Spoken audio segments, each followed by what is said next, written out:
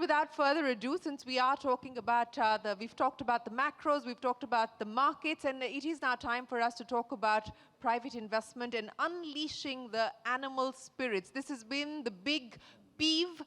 Finance Minister Nirmala Sitharaman has been nudging industry year after year to go out there and kickstart investing, kickstart private capex. Are we seeing the return of the animal spirits? That's the big question. And to help us answer those questions, we have a veteran of many cycles in India, Mr. Keki Mistry. Thank you so much, Mr. Mistry, for joining us. Ladies and gentlemen, a big round of applause for Keki Mistry. He's here with us this evening. Also with us, Mr. Vaidyanathan of IDFC First Bank. Mr. Vaidyanathan, always a pleasure. Thank you so much for joining us this evening. And Manish Kejriwal of Kedaara Capital also here with us. Gentlemen, thank you so much for joining us here this evening. As we get started, we heard a little bit from Samiran, and I'm just going to bolster that with some more data that's been put together by HSBC in terms of private investment. And as per the data that they've passed together, the private sector is investing, albeit selectively. And if you take a look at what the data is telling us, that both private, corporate, and household investment is higher now compared to FY19.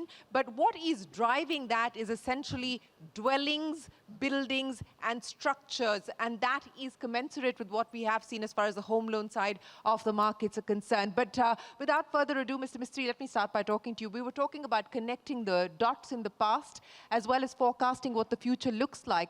We've got very optimistic commentary coming in here from both the macros as well as the market perspective. But unleashing the animal spirits, are we on the cusp of a private capex pickup? Well, first of all, let me say I'm extremely bullish about the Indian economy. I've said this time and again on various shows.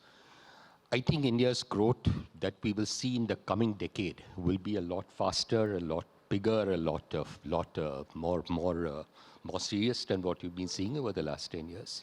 And I say this on the back of the fact that the penetration level you see of almost any product in India is so low compared to what it exists in the rest of the world. I mean, if you look at financial services, for example, mortgages are about 11% of GDP. In most advanced countries, mortgages are over 50 to 60 to 70% of GDP. And in emerging markets, they're about 20% of GDP. You take total retail credit to GDP, it's around 18%. US is nearly 100%. So we are so underpenetrated that I think the growth that we will see in the coming decade is going to be monumental. Monumental growth. Mr. Vaidyanathan, would you agree with the thesis that's just been presented there by Mr. Keki Mistry, that we do see this underpenetration across different categories, across different asset classes as well in our markets? What is driving your thesis for growth in India? See, first of all, there's a massive financialization and formalization happening in India because of arrival of GST, because of digitization. And as a result of that, that in itself is a huge power that's unleashing in itself. And then when you overlay that on the fact that GDP is compounding at this rate that we're talking about, nominal basis, you can call it about 11%, adding inflation. You put the two together, it becomes a really powerful force. You know, since we were talking about markets being on steroids, and as per Ramdev, his forecast is that this is going to be the decade as far as the capital markets are concerned. What does it mean for India's banking sector? You're already finding it hard to get deposits. If it is, in fact, going to go Nilesh's way, what happens to you? A lot of numbers are flying around in the past session, so let me add two numbers to set the context in perspective. I went back and studied the size of the Indian credit market in 1994, around the time many of us may have started our careers. And it's crazy. It's 1.7 to 2 lakh crores, which is about the size of our bank today. Was the entire Indian banking system in 1994, okay? It's insane to even think about it. And by 2004, it was about 8 lakh crores. By 2014, it was about 60 lakh crores. And 2024, it is 160 lakh crores. And in the last 10 years, Shereen, India has seen almost every crisis you might have thought about, right? First, there was this, 10 to 14, there was the other issues about slowing of economy and all that. Then 2016, there was demonetization. Then 2017, there was GST, which eventually is a good thing. And then then we saw ILFS crisis. Then we saw the COVID. After all that, GDP the banking credit has grown from 60 lakh crores to 160. So our own estimate is, our internal house view, is that even if this compounds at 12% for the next 10 years, this could be like a 3x from now, which is like a 480 lakh crores. So that sort of a big story is coming, and it's only going to be constrained by the extent of deposit growth and not by the demand of credit. Well, that is the big constraint that I was actually asking you to comment on. But you talked about the size of India's banking sector, and I think this was the point that Manish was making as well, that if we aspire to get to 8 to 10% growth, is India's banking sector going to be able to fund that kind of growth? And I want to get both you and Mr. Mistry to comment on that. I'll start with you. So we start with me. So the banking system, just to put again numbers in context, India's net worth of the banking system today is quite strong. It's 25 lakh crores. The banking system making a profit after tax today is the highest in its history of 3 lakh crores. It's a profit that's accumulating as net worth every year. NPA all-time low of like 3.5% or so gross, and maybe net of less than 1%. So basically, and more importantly, the governance conditions around banking system has become very, very strong. So I think Indian banking system is a very, very strong position to support the growth of the future. But does it have the size, Mr. Mistry, to fund the aspiration that we have? In my opinion, yes, it has the size. You talked about deposits. Look, these are cycles. If you go back to the last 20 years or 30 years, I don't have the data at the back of my mind, but if you look at the last 30 years, there have been various points of time where deposit growth has been slow, loan book growth has been high, and vice versa, loan book growth has been slow, deposit growth has been high. So this is a cycle. You see, you look at it pre-COVID and look at it post-COVID. In pre-COVID, if you were in a small town and you had 2,000 rupees with you, what would you do? You'd walk to the nearest bank, put your money in the bank account. But with COVID, everyone started having smartphones. Everyone started seeing what opportunities were available. People started, and then you had platforms like Zerodha and so many others which have come in, which give you the ability to trade in the market, and people are seeing that stock markets have done extremely well. So the opportunities for investment for people has increased. It's no longer just bank deposits. There are multiple opportunities. But having said that, savings in India will rise, in my opinion.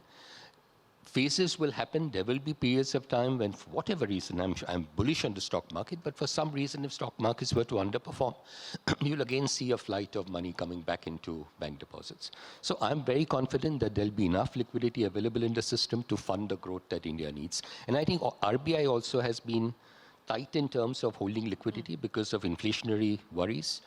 Once they get a sense, for example, in the current year, that the monsoons are reasonably normal, there is no geopolitical issue to worry about, oil is not going to go to $120 type, then I think more liquidity will flow back into the system. I don't think shortage of liquidity will stop the India growth story. Shereen, let me add one last point to what Keki is saying, just to put that number in context. Even when I said that the Indian credit market will grow from 160 lakh crores to growth, deposits growing at 12% is not really, a fanciful number. So really, if this deposit growth, which is about 200 lakh crores, grows at 12% per annum, the credit of this number of 3x of today, 3x of today can be achieved in 10 years. And that will unleash a lot of power to the Indian economy by that time. Well, since we're speaking about unleashing the power of the Indian economy, Manish, Kejriwal, let me get you to comment on that. What are the themes that you believe will drive growth? What are the themes that you're going to be betting on as far as the next decade is concerned? Shereen, thanks again for having us here. I just want to start off by saying the big difference that I see when we first started investing in India almost 20 years ago in the Temasek days, and I'll give some comparisons, was, I think it goes back to what Chukani said, right? You believed in the quality of the Indian entrepreneur, just unleashing the energy, which at that time was capital starved, equity starved. Today, that's changed. That time there were very few potential sources of equity, which caused some of the behaviors that you talked about. Today, there's a very viable and a flexible and a burgeoning venture capital industry. There's a growth capital, there's a private equity industry. For the first time, there's a significant amount of exits. So you're giving money back to your investors. I mean, there was a joke when we were raising our fund. What does the word DPI mean? DPI is the amount of capital you give back for every dollar you invested. The story in India by the LPs was, hey, you took capital away, but am I supposed to give it back? That's somebody else, right? That's actually changed significantly. And the markets, thanks to Ramdev Agarwalji, thanks to other investors, today, when you look at large blocks to exit, I mean, KKR exited more than $1 billion of stock in Max Healthcare overnight. That was unprecedented. But if I just step back to your question and see, the other big change, which we used to say in the end of, after the GFC, maybe the early part of the last decade is, we're investing despite the government. They were headwinds, and we say we'd still go out there. I think the big change, though we can't depend solely on that, is that strong headwind has become a gentle tailwind. Right? Are there issues? Of course there are issues. But by large and far, and Keki will know this a lot better, but it feels like you're supported. There's the rules, the IBC, or it's the GST. And when you look at the level of, just look at Bombay today. The coastal road, the Trans Harbour, the metro coming up soon. It's 7 minutes from my office to Express Towers. Unprecedented. I want to go back to Express Towers. I don't want to be sitting in Worli anymore. But it's actually a magnificent change that each of us could see. And the last thing I'll leave with you is just the strength of our rural economy and this absolute scale. I think Ramdevji was saying this earlier today. If I was a global investor, firstly, I don't subscribe that all the money is running into India or China shut down. That's not true at all. It's going to take time. It's going to be driven by performance. It's going to be driven by discipline. And if we go into some of the bad habits we had in the past, I think it'll be a lost opportunity. But just to keep this scale, I used to, before we started Kedaara, about 12 years ago, we set up the first office of Temasek outside of Singapore, large Singapore sovereign. And there was a phenomenal leader who said, instead of investing domestically, let me sell down Singapore assets and invest in China and India. Very simple thought, but it's taking a megaton tanker and moving it around. One of the first companies we invested was ICICI. I remember Shereen teasing us and saying, what's going on here? Kuch takeover ho raha hai kya? But at that time, if I had two comparisons, we used to compare Singtel, one of our and Bharti. We used to compare DBS, which is done it's done phenomenally with Piyush. We used to compare it with both HDFC and ICICI. I think the ratio in market cap in 2004 or 5 was 15 to 1 or 10 to 1. I mean, I don't even know what the numbers are today, but I'll tell you 10 years from now or 5 years from now, it'll be 10 to 1 or 15 to 1, the other way around, driven. Good corporate governance, basic growth, the fact that housing and mortgages and hundreds of other products. I mean, to me, financial services is the lifeblood of the economy. It's a leverage play on the economy. And if you play financial services well, you're basically playing every sector. Yeah, well, that is a valid point. But Mr. Mistry, since we are talking about the fact that there has already been many changes, structural shifts that have happened that have provided a much more enabling environment for Indian entrepreneurs. But, the point that Manish was also making, and he talked about the privatization aspect, and in many ways also the privatization of monopolies. As you look ahead, what are the changes in addition to what we've already seen the government do to facilitate 1,000 flowers from blooming? I think the one reform which probably will get some focus, and I think Manish talked about it, which will get focus after the elections, will be labor reforms. I mean, if you are to really grow, you need better labor reforms. To my mind, that is the one area which is still pending. But really, I mean, is that a constraint? Are labor reforms truly holding back industry from employing more people? To some extent it is, but I think also I should tell you that from a regulatory standpoint, the focus that is coming on things like ease of doing business, getting things done faster, I think it is phenomenal. I'm chairing one of the SEBI committees on this, and there is so much of focus, so much of attempt being done by the regulators all over the place, not just SEBI, but all the regulators, to try and make the process of doing work simpler and simpler. So I think easier work conditions, some degree of labor reforms, I think these are the things that will come through in the coming. So the unfinished reform agenda, what would you put down on the wish list? Of course, the aspiration is that there should be less friction in everything related to doing business and, take forward the ease of doing business even further. But if I were to ask you to specifically list out for us what else you would like the government to do for policy intervention to do to make changes? See, I think, apart from the very important point said earlier, the small enterprises in India have had a very hard life and a very hard deal. Because the large corporates, because by size, scale, brand, are able to, attract the best talent and get interest at a very low interest, borrow, and so on. The small enterprises are still having a tough time, of course, made better the last few years, but still hard life. So I think that the tax structure of India being uniform across the corporate sector sometimes doesn't sit well with me. I always say that small enterprises, low rate of tax? Low rate of tax means like start a zero tax. You make up to 10 lakhs of income, you pay zero tax. I can tell you this next generation of people want to become entrepreneurs if they are in a tax-free economy. And progressive basis, let them all be like us, like for 25%. I mean, I really wish for this, by the way. Well, let's see if that is something that the government intends to take up in any form or fashion or not. But Manish, to address your issue and many of the concerns that the VCs have had, private equity has had, with the angel tax and so on and so forth, some issues have been resolved. Many continue. Again, this back and forth on capital gains, whether we will see a review, we won't see a review. We don't know what the answers are. Perhaps we will know this budget or the next.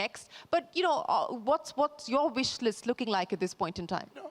Actually, Shereen, it's relatively simple. I think the known issues are evident to everyone in the industry and amongst the regulators. The reality is the RBI, the SEBI, and the Finance Ministry cannot always be looking at the same direction. We hope they would be. They can't. That's the reality of life.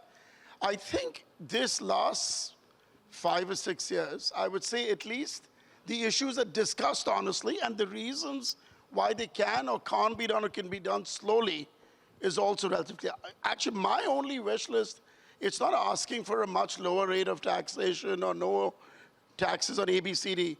For me, it's consistency of policy. I don't want us stacking left, right, and left, right again.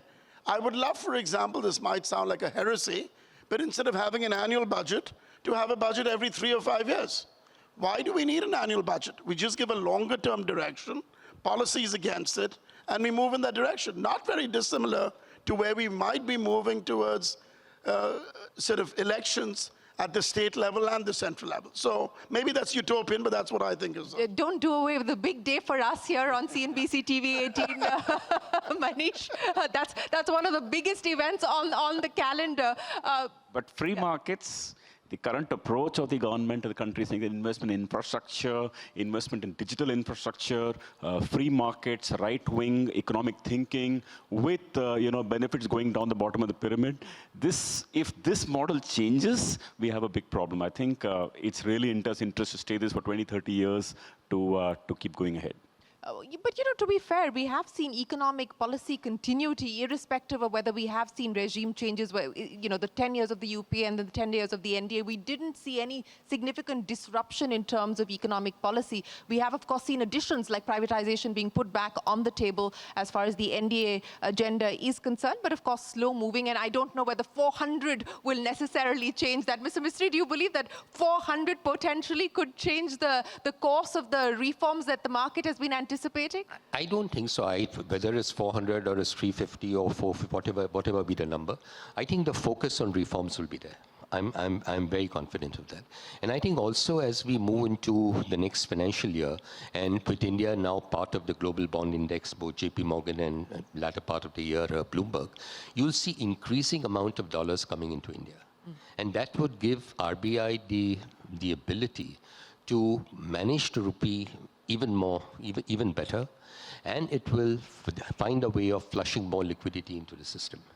So I think all in all, reforms will continue, and the growth opportunities that I see will be there. But let's tie that down to specific investment ideas and investment themes on the back of what you've already put your money into, and private equity, from healthcare to microfinance, we've seen money coming in everywhere. What do you believe, if you are continuing to be as bullish as you are on the growth story, where do you believe foreign capital specifically, as well as the unlocking of domestic capital, where is that money going to go?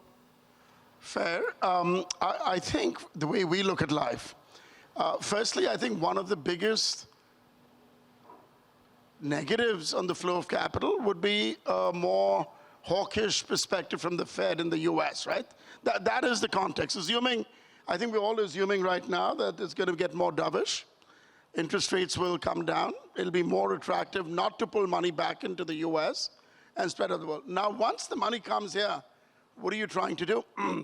For us, the two sectors which seem most exciting, valuations aside, has always been for the last 20 years, financial services and specific sub-sectors within financials. We used to do a lot of lending. We did banks, we did microfinance companies, we did pure lending from NBFCs. Increasingly now, if you look at insurance, health insurance, general insurance, or asset management, from what Keki said, where the mortgage market shares are, it's even smaller. So the growth is that much larger. Right? Second, for us, has been consumer and consumer tech. Vishal, which he mentioned, is a great example of a company which we bought 7 years ago. It's grown. It has a PAT of more than 500 crores. It'll be a blockbuster IPO whenever that happens. Right? And the reality is we're being rewarded by the markets and providing exits to our investors. That is the constant. You have to be disciplined in our industry. At the end of the day, it's not our money. We're simply a proxy for a bunch of global family offices, pension plans, and the others. So it's based on performance. And then, interestingly, a lot of tech services, and healthcare and health services. But my overall theme in all this is the penetration level. The opportunity is huge. Where we have to be careful to avoid mistakes is in private equity, it's bottom up. It's to avoid a bad governance.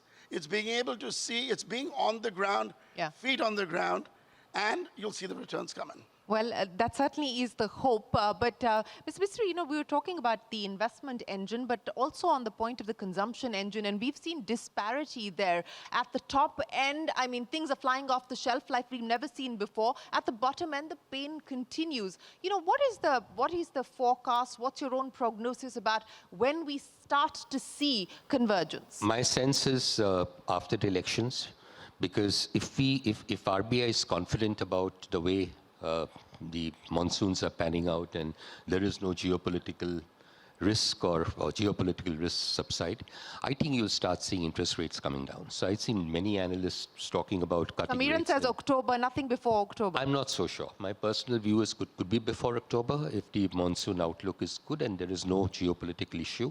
I think it could be before October. See, you have to look at it from the perspective of a lower middle income person. Let's say he's taken a loan in 2022, a housing loan in 2022. The interest rate on that loan at that point of time was 7.5%. Rates have gone up by 250 basis points in the last 1 year. So this individual is now servicing that same loan, not at 7.5%, but at 10%. Yeah. The difference between 7.5 and 10 is 33%. So his cost of servicing the loan is up by 32%. So these kind of things have impacted people. But I think liquidity will flow back, interest rates will come down, and therefore I would be reasonably bullish to say that the consumption will also pick up, even the low-end consumption will pick up. High-end consumption, expensive real estate, a lot of that is linked to the stock market. Yes, and the wealth effect that Ramdev was talking about, but rate cut, wait till October, pre-October, when do you see that coming in, Mr. Vaidyanathan? Well, you heard all views are our whole house view is somewhere in between. But the thing is that we should really look through the cycle. You know, at this point of time, the bigger issues to watch out for. Really, interest rate is a cycle. Like what? It'll go up and down. Bigger thing is watch out for is discipline. You know, the fact that the way you're having this conversation around, everyone is so bullish about India. That's a problem, is it? That's not a problem. It's a good thing because it brings out the spirits. But at the same time, you know, it just brings on us the, we need to have the discipline to not gorge at things. And, So you the know, RBI nudging banks to look at credit deposit ratios is a way of the regulator sending a signal to banks. And banks, quarter on quarter, if you look at the numbers, clearly the banks have taken the message. Yes, they have, and they should, because end of the day, the regulator has seen so many cycles, and we respect their wisdom.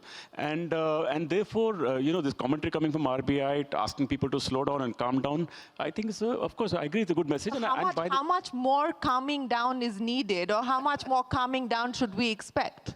No, the thing is that, you know, the key thing is that to stay in control and still grow will make this a sustainable story for the next 20, 30 years. You know, like someone said earlier, we shouldn't crash and burn. So I do think it's a good thing. And Is that, I mean, what the odds of crashing and burning at this point in time? And we've already seen the regulator come in on unsecured loans, come in on credit deposit ratios as well. Is the fear of crash and burn a palpable fear today? Well, on the ground, the truth is that the credit behavior is really very good. You might see, and optically, the credit cost going up in the next financial year for most players, and that's because the fact that, you know, when you do like year-to-year comparison, you got recoveries last year, not getting a recovery this year. Technicalities apart, the fact is that at the grassroots level, the consumption story is strong. India's credit, personal credit to GDP is very low. It's still 17 to 18%. US is still at 70, 80%. So it's a big story, like Keki pointed out. The fundamentals are very strong. But to the point we said earlier, to have the discipline to work within the guardrails is really very important. I think it's a good thing message coming, and I think everybody's hearing the message. Everyone is hearing the message. Mr. Mistry, are you worried? No, I would add a little bit to what Vaidya said. I think firstly, we must compliment RBI for the measures that they've taken over the last 5-6 years. The way they handled the economy during the COVID period, not just flushing liquidity into and the government also, of course, government and RBI, not flushing liquidity into the system, letting inflation get out of control, all extremely well managed. The balance sheets of balance sheets of the corporate sector today are a lot less leveraged. Significantly less leverage than what they used to be in the pre-COVID days, which means that the quality, the asset quality of the banking system has clearly improved significantly. And I think the last number I saw was 3.2 or 3.3% gross. And I think, as Vaidya said, net is under 1%. So all in all, banking system is strong. Leverage level is low, but the RBI has to be watchful, has all the time to make sure that there is no possible risk that is coming into the system, and therefore the measure they took in November when they increased the risk weight on unsecured loans. So you may see some of these things happening.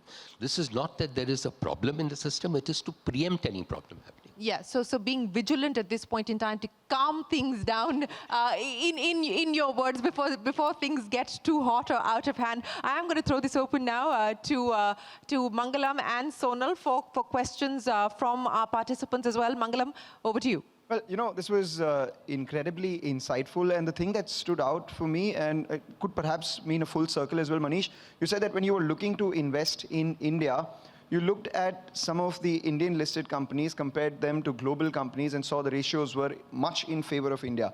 But now as we speak, you know, the CEO of Whirlpool recently said that they're doing a valuation arbitrage with India, where they're selling the Indian stock to buy the global stock. So how do you justify those valuations? No, listen, I think ultimately, when you look at valuations in India, and each one to their own, right? But it's driven, people are focused on revenue parameters, profitability parameters. People forget the whole concept of ROCE and ROIC. How efficiently is the capital being deployed? I think a Whirlpool or a BAT or a Unilever does what they have to do. They have significant corporate priorities. They see, it's no different than our promoters selling the underlying OpCo and buying a discounted HoldCo. right? So you do the same thing in a global market. You'll sell the BAT subsidiary here, which is ITC, and buy more. That is their board's discussion. I think if you look at from a risk-reward perspective, is how global allocators look at equity. They say, okay, there's a certain amount of capital that we have which we need to make returns on. Where are we seeing the growth? Where is there a large market? There was a concept some Goldman guy came up with called BRICS. I mean, where is BRCS today? There isn't, right? Now, I'm not a blind Indophile to saying all money would go into here, but today it's difficult to avoid the country, right? I think in the past there were historically issues, whether regulatory, whether transparency, a huge amount on governance. I think at an average level, and both Vaidi and Keki see a lot more corporates than we do, but I would see the average level of governance is increased tremendously. And it's not that people have suddenly become better. Promoters themselves realize, agar theek karoge, you'll get a better multiple for your company. So I think in a sense, it's horses for courses. So global companies should do what they have to do given their priorities. But as far as the India story is concerned, I think the decade is yet to start. I just add a little bit to what Manish said. One is when you're looking at valuation, you have to look at valuation in the context of the growth. The growth opportunity that you will get in India, and you talked of financial services, and I completely agree. In my view, financial services is where the growth will be the maximum. The valuations are not that expensive when you look at the growth possibilities that are there. That's one. And secondly, to just reinforce the point that Manish made, which is at the governance level. We see this all the time. In 1980 or 1985, when you used to lend to a company, governance, honestly, in many cases was a big issue. Today, when we lend to companies and we see how much focus these companies are placing on governance, because they all realize that if they are well governed, they are perceived to be well governed, they'll get that valuation, they'll get that, markets will be interested in them. Well, that certainly is the governance premium playing itself out. Sonal, over to you. Well, there are a lot of Gen Zs and millennials in the audience as well. And one word that is the buzzword is entrepreneurship. Everyone wants to do something new. Everyone wants to earn a lot of money. In that case, Manish, tell me, what is one sector or few sectors which you think are untapped in India right now, which have a lot of potential, but we have not seen it yet there? Listen, I am not an early stage venture guy, which is cool and fancy. We're like boring smokestack industrial. We don't look at companies that turn. You're calling yourself boring. I am. But the reality is, you can take almost every sector and subsector. Take financial services. The amount of stuff going on the fintech side, it is fabulous. And and if I look at consumer and consumer tech, we have a small company called Purple we've invested in, which, at least in the rural areas, beating the daylights of the market leader, who happens to be a very good friend, so I won't use the name. But you're seeing but I think the reason for that is different, Sonal. It's because the old fallacy of, agar company kharab ho jayegi, barbad ho jayenge, and we'll never be able to start another company. I think that's the mindset change that has happened. And frankly, for us as private equity, a lot of the investors, and I mean this seriously, is essentially first and second gen entrepreneurs who are not able to convince their kids to go into the smoke-smack industries that they had started in the 80s and 90s. And we are essentially not solving an investment problem, we're solving a succession problem. Yeah. And good luck to the Gen Zs for all the ideas they're creating. And I think the two is, one is this, there's no longer a shame for failure. Yeah. Secondly, the availability of capital. Okay, there's a bit of this thing called the funding winter and all that, but that also, it's a short time thing. It's the last 2 years because there were excesses. It's probably a good thing we had a funding winter. Now we'll have some funding. She'll come up with a funding spring or a summer, right? It will happen. So that's a cycle across the time. To me, the best part of this is no bad points for failure. You can do it and try it again. And availability of capital, which are the two biggest sources of the entrepreneurial juice in India. Okay, we totally take that point, but we do have a lot of people in the audience who would like to ask some questions. So please go ahead. Anyone who would have any questions for our guests, please raise your hands. We have Prashant Oh, here. yes, please go ahead. Yeah, so, hopefully, say 10, 20 years from now, when we do the 50th year of CNBC-TV18, we'll have some of the new age entrepreneurs sitting like you all and talk about the business. Certainly not us. You'll be there. You'll be there till the end of the time. But, Prashant here makes a lot of money when corporates make a lot of money. So he has a question about the animal spirits, the return of them. Prashant makes the money irrespective. So I have a question for Keki in particular, but also relevant, and I would like to hear the answers from both Vaidya and Manish as well. One very specific question. Obviously, in financial sector, like in other sectors, over time we've had ownership restrictions, like in insurance, starting with 24, then 49, and so on and so forth. In banks also, there has been a 74% restriction. I would like to hear from you what have been the benefits of that, and are we at a time that we should reevaluate that restriction? In my personal opinion, honestly, I mean it, I think we should relook at it, because in any case there are governance norms. RBI has laid down limits that no individual shareholder can own more than 5% or in certain cases 10% of the equity of a bank. So there are checks and balances which are already there in place.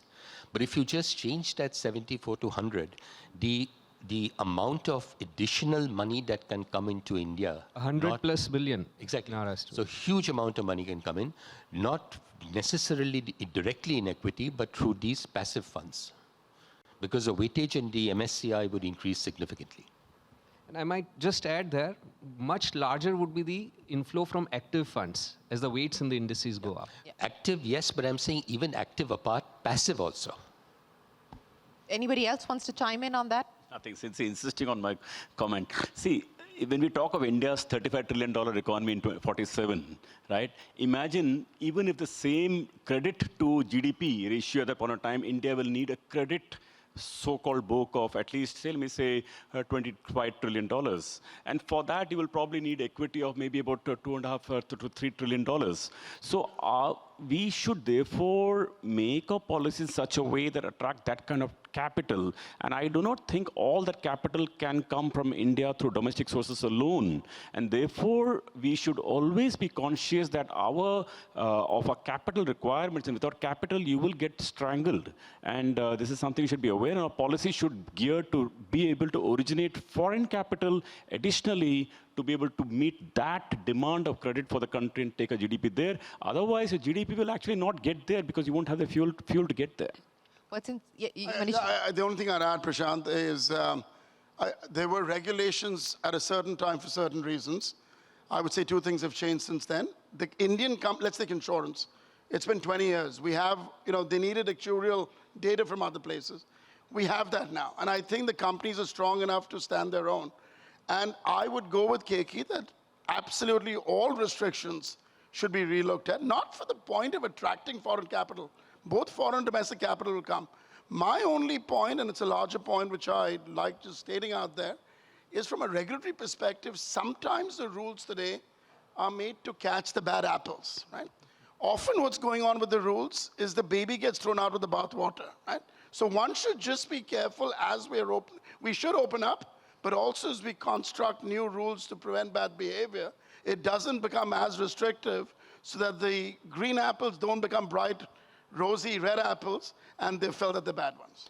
So, ladies and gentlemen, we do have Prashant coming back up on stage in just a minute. But before I let the three of you go, and thank you so much for an insightful conversation, I'm going to start by asking each one of you 10 seconds each. We are talking about the decadal dividend, Mr. Mistry. So, what will be the preferred engine to your mind? Do you believe that over the next decade we are going to see the consumption boom, or do you believe that it is going to be investment driven? I would say both. Consumption and investment. We've seen a lot of investments coming in the last several years. This year, consumption has been slow. I think consumption will also pick up. So in the next decade, you'll see both investments and consumption growing at the same pace. So that will give that double momentum to the economy. Same pace? Do you believe that we are likely to see the convergence? Well, Keki has already answered that, but I'll just give you another perspective to that. I think that the really key breakthrough India will achieve over the next 10 years, since we're talking decadal here, we've done financial inclusion at a reasonably good pace in the last 5 years, or maybe 7, 8 years. But I think the big story of the next 10 years is going to be credit being available to the lower end of the economy, because thus far it's already been the large corporates who always got the credit. And I think that's, we talked of animal spirits. We always think of animal spirits as large corporates, all the, billion-dollar companies. But the animal spirits are sitting there below, and that firing will happen in the next 10 years. And hopefully that credit gap, the yawning credit gap, at least as far as that constituency. And will be great for many banks, including for us, of course. Of course. That's what you're hoping for, Manish. I don't know if Vaidya is looking at his bank's balance sheet or a future in politics, but it seems to be going in that direction. But it could be both. But I think without investment, you don't get consumption.